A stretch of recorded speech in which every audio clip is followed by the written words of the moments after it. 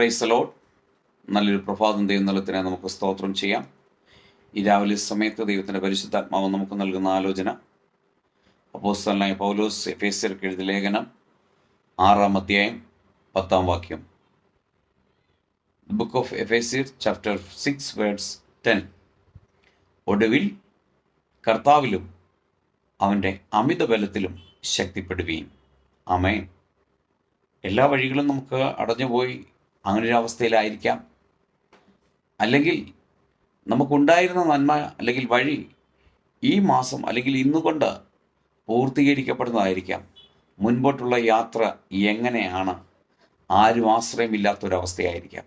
എന്നാൽ ഇവിടെ തിരുവെഴുത്ത് പറയുന്നത് അവസാനമായിട്ട് ഒടുവിലായിട്ട് കർത്താവിലും അവൻ്റെ അമിത ബലത്തിലും ശക്തിപ്പെടുവീൻ. ആ കർത്താവിൻ്റെ കരത്തിലൊന്ന് ഏൽപ്പിച്ചു കൊടുക്കുക. ആ ബലം പ്രാപിപ്പാനായിട്ടൊന്നോ ദൈവസ്ഥനിലൊന്ന് താഴ്ത്തി ഏൽപ്പിക്കുക. ഒന്ന് പ്രാർത്ഥിക്കാനിരിക്കുക. യേശുവിൻ്റെ കരങ്ങളിലൊന്ന് സമർപ്പിച്ചേ. നിശ്ചയമാണ് അമിത ബലമാണ്.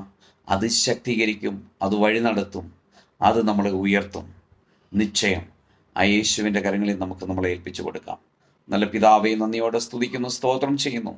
ഈ രാവിലെ സമയത്ത് എന്നെ കേൾക്കുന്ന എല്ലാ പ്രിയപ്പെട്ടവരെയും ഈ തിരുവെഴുത്ത് പ്രകാരം പിതാവിൻ്റെയും പുത്രൻ്റെയും പരിശുദ്ധാത്മാവിൻ്റെയും നാമത്തിൽ അനുഗ്രഹിച്ച് പ്രാർത്ഥിക്കുന്നു. പ്രാർത്ഥന കേട്ടതിനായി സ്തോത്രം.